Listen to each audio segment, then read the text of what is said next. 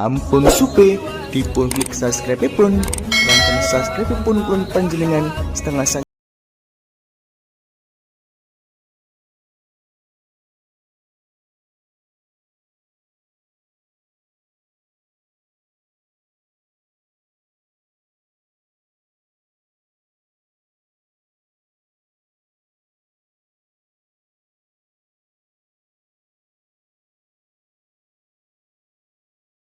Assalamualaikum warahmatullahi wabarakatuh. Bismillahirrahmanirrahim. Alhamdulillahi rabbil alamin. Wabihi nasta'inu ala umurid dunya waddin. Wassalatu wassalamu ala ashrafil anbiya'i wal mursalin Sayyidina wa maulana Muhammadin wa ala alihi wa ashabihi ajma'in, amma ba'd. Ma'asyiral muslimin wal muslimat rahimakumullah. Allah subhanahu wa ta'ala menurunkan Al-Quran. Al-Quran bisa dijadikan sebagai obat dan rahmat bagi orang-orang yang beriman. Sebagaimana Allah berfirman, Bismillahirrahmanirrahim. Wa nunazzilu minal Qur'ani ma huwa shifaa'un wa rahmatun lil mu'minin. Ma'asyiral muslimin wal muslimat rahimakumullah. Alfred Tomatis, seorang dokter Perancis, menarik kesimpulan dari eksperimennya bahwa indera pendengaran termasuk indera yang paling penting. Telinga dapat mengontrol seluruh tubuh, mengatur operasi vital dan keseimbangan koordinasi gerakan. Telinga berhubungan langsung dengan organ dalam seperti jantung, paru-paru, liver, perut, dan usus. Pada saat yang sama, para dokter menemukan bahwa virus-virus penyakit bergerak dan tumbuh berkembang biak menyerang sel-sel tubuh manusia. Jika dipikirkan tentang mekanisme virus ini, maka muncul pertanyaan, apa yang membuat virus bergerak dan menemukan jalan menuju sel? Siapa yang memberi informasi kepada virus itu yang memungkinkannya merusak sel-sel tubuh? Pada saat yang bersamaan, sel-sel juga bergerak melawan virus, terkadang mampu mengalahkan dan terkadang juga kalah. Siapa yang mengatur semua ini? Tentu saja Allah subhanahu wa ta'ala yang maha menciptakan, maha mengadakan, dan maha membentuk. Pertanyaan berikutnya, bagaimana cara Allah memberikan energi kepada sel-sel agar bangkit melawan virus? Jawabannya, salah satunya adalah melalui suara positif yang masuk lewat telinga. Suara tersebut dapat menjadi energi bagi sel-sel tubuh untuk menghancurkan virus yang datang menyerang. Apalagi ayat-ayat Al-Quran yang dibacakan, maka suara positif tersebut akan memberikan energi yang sangat besar.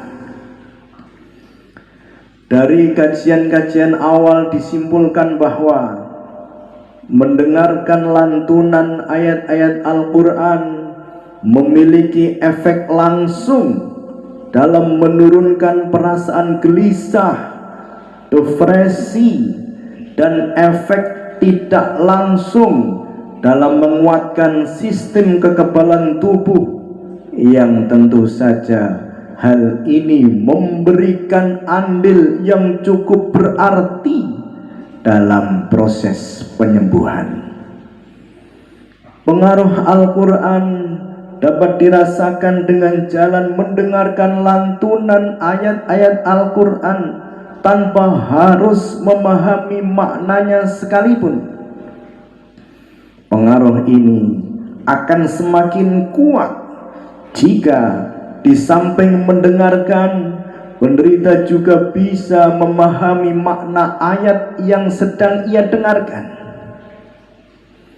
Kajian-kajian berikutnya menemukan bahwa ada sejumlah konsepsi Al-Quran yang memiliki pengaruh yang berarti dalam membantu para penderita membebaskan diri dari kungkungan pikiran negatif.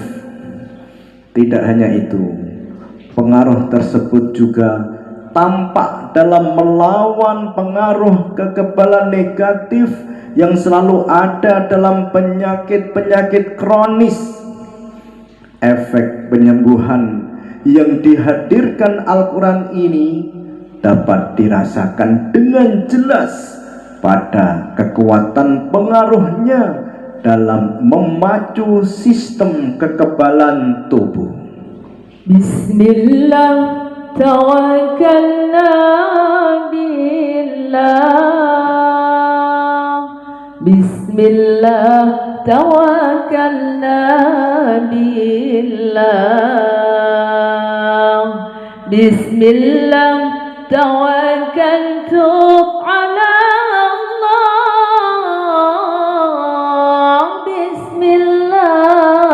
Bismillah, Bismillah, Bismillah. Quran mempunyai energi untuk menurunkan depresi,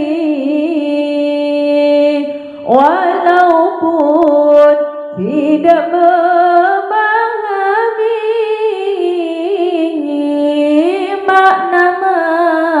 maknanya sama sekali. Bismillah, Bismillah, Bismillah, Bismillah, Bismillah, Bismillah, Bismillah, Bismillah.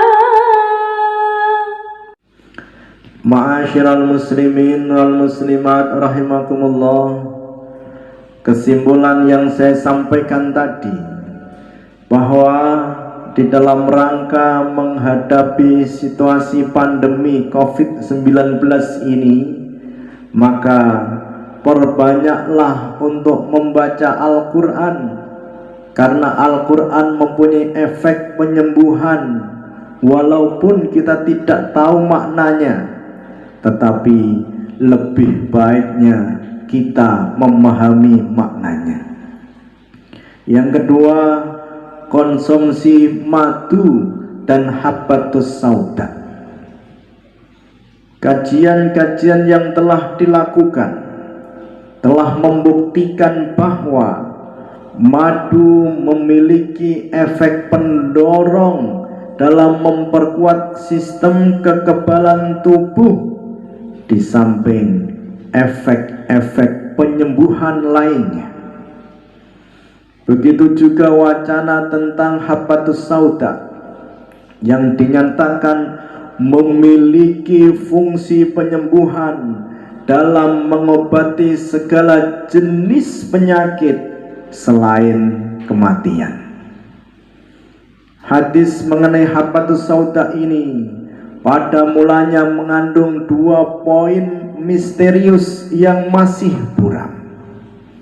Pertama, sebagai fungsi penyembuhan terhadap segala jenis penyakit ini, apakah Habbatus Sauda dapat membantu penyembuhan segala penyakit yang memiliki karakter dan sebab-sebab yang berbeda?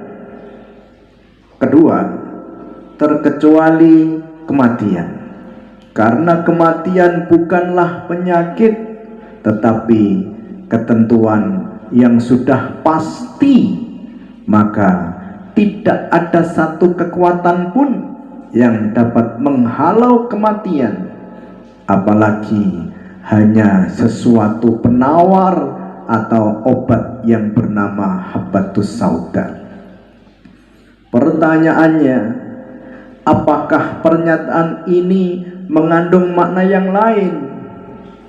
Teka-teki pertama terpecahkan ketika kajian yang berlangsung selama 2 tahun 1986 sampai 1987 menegaskan efek pendorong yang ditimbulkan Habbatus Sauda dalam meningkatkan sistem kekebalan tubuh, sehingga lebih lanjut ia bisa memberikan andil dalam menyembuhkan segala penyakit, terutama dalam proses operasi dan upaya meminimalisir permasalahan setelah operasi.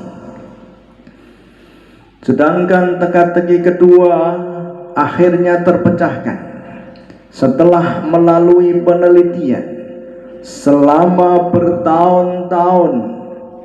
Hasil penelitian itu menunjukkan bahwa selama masih ada sisa-sisa fungsi atau kehidupan pada jaringan dalam tubuh atau organ yang terserang penyakit, maka masih terbuka kesempatan untuk membaik atau sembuh, baik sebagian maupun total.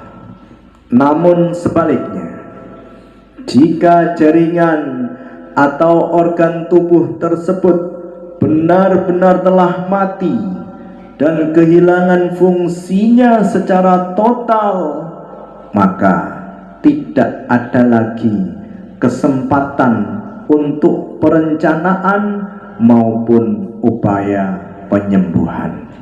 Kalamun qadimullah yumallu sama'uhu tanazzaha an qawlin wa fi'lin wa niyatin bihi ashdafi min kul lida'in wa nuruhu dalilun liqalbi 'inda jahli wa hayrati. Madu dapat kuatkan sistem kekebalan badan.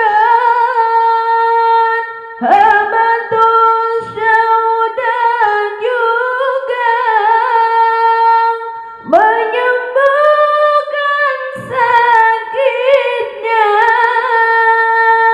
Habbatus Sauda juga menyembuhkan sakitnya. Madu dapat kuatkan sistem kekebalan badan.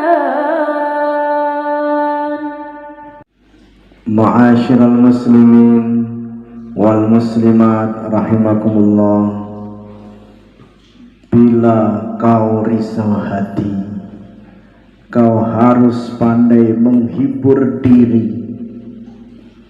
Tidak usah berbagi duka, tidak usah curhat ke orang lain. Jangan libatkan orang lain. Curhatlah kepada Allah Subhanahu wa ta'ala dalam tahajudmu, dalam sholat malammu, dalam membaca Al-Qur'anmu. Orang akan risau hati bila melakukan maksiat atau dosa, bila kekurangan atau kehilangan harta kekayaan, bila dihina atau direndahkan orang. Orang yang merasa risau hati karena perbuatan maksiat dan dosa, cepat-cepatlah bertaubat. Hentikan semua perbuatan dosa. Perbanyak baca istighfar, sayyidul istighfar, dan sholat taubat.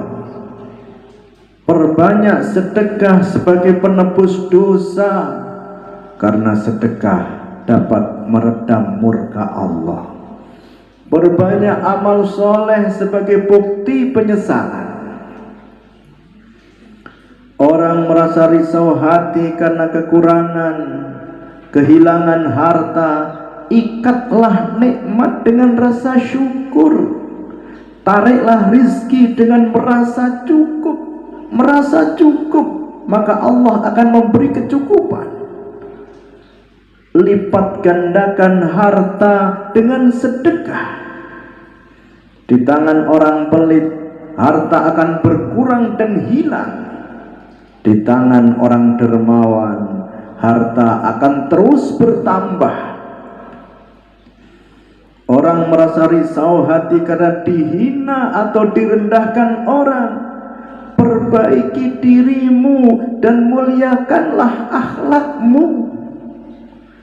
Belajarlah menghargai orang, maka kau akan dihargai orang. Belajarlah memuliakan seseorang, maka kau akan dimuliakan orang.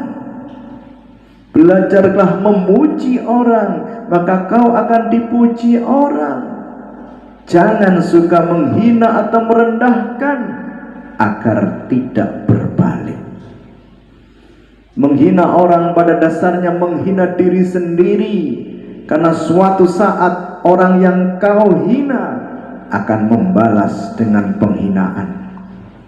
Merendahkan orang pada dasarnya adalah merendahkan diri sendiri, karena suatu saat orang yang kau rendahkan akan membalas dengan merendahkan. Ya Rabbi salli ala Rasul Muhammadin sirril ula. Ya Rabbi salli ala Rasul Muhammadin sirril ula wal anbiya wal mursalin al-ghurri hasman awwala wal anbiya wal mursalin al-ghurri hasman awwala. Apabila kau risau hati, harus pandai menghibur diri. Tidak usah berbagi duka, curhatlah ke Allah Ta'ala. Apabila kau risau hati, harus pandai menghibur diri. Tidak usah berbagi duka, curhatlah ke Allah Ta'ala. Ma'asyiral muslimin wal muslimat rahimakumullah. Bila kau merasa bahagia, pertahankanlah agar kebahagiaan itu selalu menghiasi hidupmu. Bila kau merasa beruntung, pertahankanlah agar keberuntungan itu selalu menghiasi hidupmu.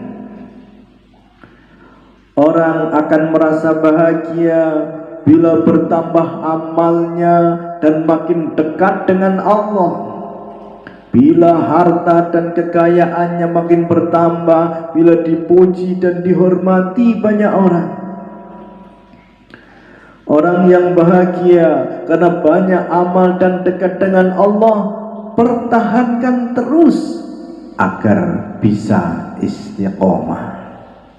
Makin istiqomah dalam beramal, akan makin bahagia.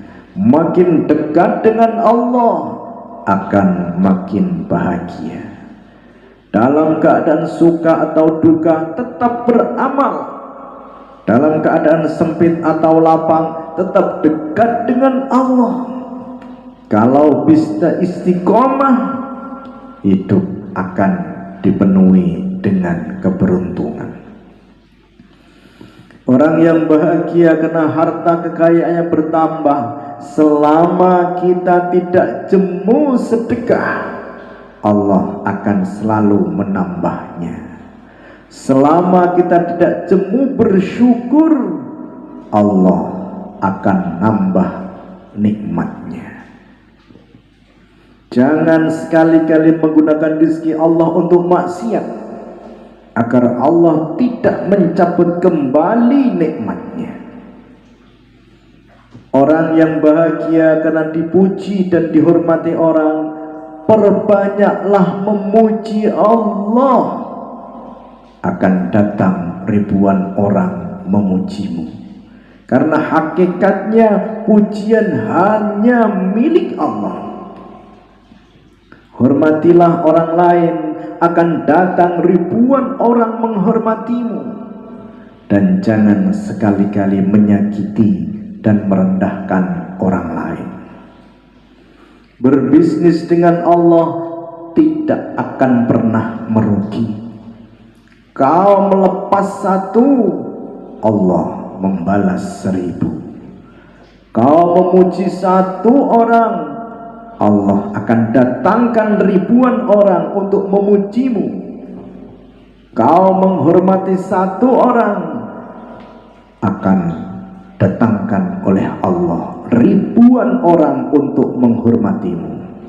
Ya Rasulullah, salamun alaik, ya rafi'a syani wa daraji. Ya Rasulullah, salamun alaik, ya rafi'a syani wa daraji. عطفتي جيرة العالم يا أهيل الجود والكرم، الجود والكرم.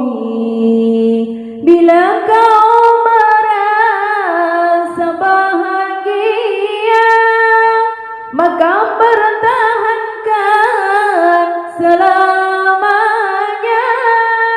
Bila kau merasa bahagia, maka pertahankan selamanya. Dan bila kau merasa beruntung, pertahankan, tetaplah beruntung, tetaplah beruntung. Ma'asyiral muslimin wal muslimat rahimakumullah, belajarlah memberikan hati yang terbaik untuk Allah. Allah pasti akan membalasnya dengan memberikan segalanya yang terbaik pula. Rasulullah sallallahu alaihi wasallam telah memberikan segalanya yang terbaik untuk Allah. Rasulullah sallallahu alaihi wasallam telah memberikan semua relung hatinya untuk Allah. Allah membalasnya dengan memberikan kehidupan yang terbaik. Memberikan hati yang terbaik untuk Allah dengan membersihkan hati dari rasa benci, marah, dan dendam. membersihkan hati dari rasa iri, dengki, membersihkan hati dari rasa sombong, takabur, dan tinggi hati, memberikan hati yang terbaik untuk Allah dengan menghiasi hati dengan lemah lembut dan dermawan, menghiasi hati dengan penuh cinta dan kasih sayang, menghiasi hati dengan sopan santun dan rendah hati, memberikan hati yang terbaik untuk Allah dengan mencintai siapapun yang layak dicintai, mengasihi siapapun yang layak dikasihi, menyayangi siapapun yang layak disayangi, kasih pada semua makhluk, peduli pada semua makhluk, perhatian pada hewan dan tumbuhan, mau tahu pada kelangsungan kehidupan alam ini, melestarikannya dan tidak membuat kerusakan. إمام رسلي السندي أنت باب الله معتمدي يا إمام رسلي السندي أنت باب الله معتمدي ففي دنياي وآخرتي يا رسول الله خذ بيدي يا رسول الله خذ بيدي يا إمام رسلي السندي أنت باب الله معتمدي يا إمام رسلي السندي أنت باب الله معتمدي فبدنياي وآخرتي يا رسول الله خذ بيدي يا رسول الله خذ بيدي belajarlah memberikan hati yang terbaik untuk yang maha suci. Allah pastikan membalasnya dengan memberikan segalanya, dengan memberikan segalanya. Ma'asyiral muslimin wal muslimat rahimakumullah, perbaikilah dirimu dan hiasilah dirimu. Usaha untuk memperbaiki akhlak adalah lebih utama daripada usahamu untuk menghiasi dirimu. Manusia itu indah dan suka keindahan. Manusia itu ingin selalu tampil prima dan sempurna. Tapi di sisi lain, manusia itu makhluk yang tidak sempurna. Manusia adalah tempat kesalahan dan khilafan. Manusia itu selalu saja ada kekurangannya, sehingga manusia harus selalu berusaha untuk memperbaiki diri, berusaha untuk mempercantik diri dan menambah daya tarik. Usaha manusia yang paling awal adalah mencari cacat diri dan memperbaikinya, mencari kekurangan diri dan menambalnya, menghilangkan akhlak yang buruk, membuang kebiasaan jelek, menjauhi apapun yang menyakitkan dan merugikan orang.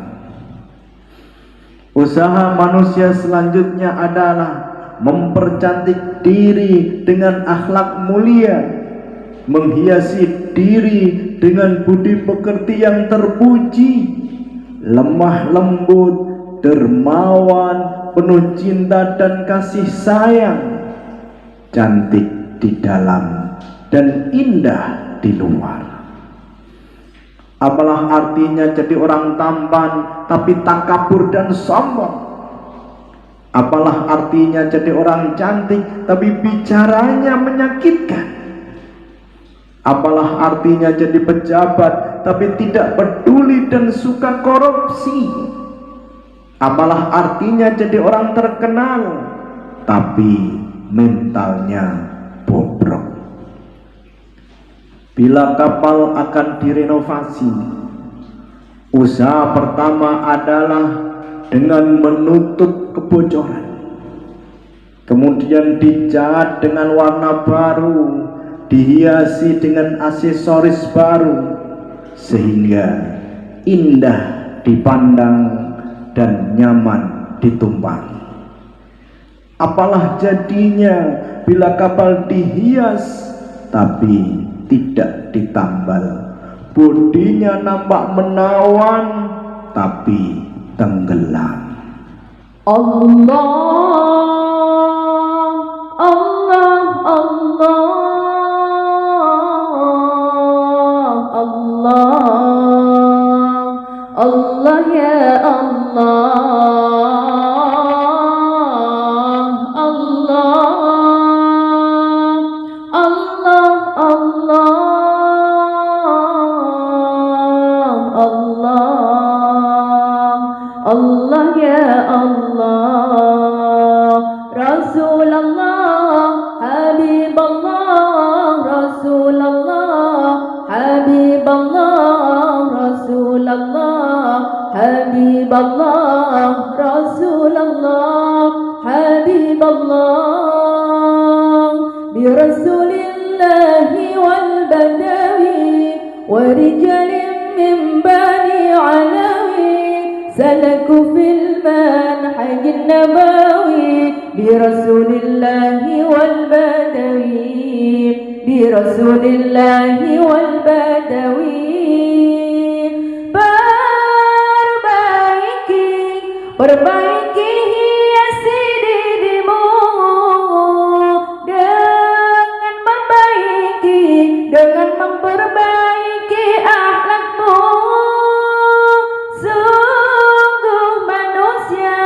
Sungguh manusia itu indah,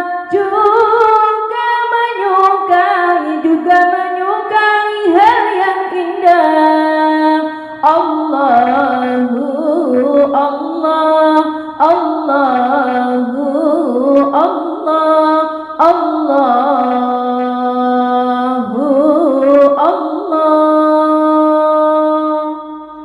Maulaya salli wa sallim daiman abada ala habibika khairil khalqi kullihim, huwal habibul ladzi turja syafa'atuhu likulli hawlin minal ahwali muqtahimi. Ya Rabbi bil Mustafa balligh maqasidana waghfir lana ma madha ya wasi'al karami. Assalamualaikum warahmatullahi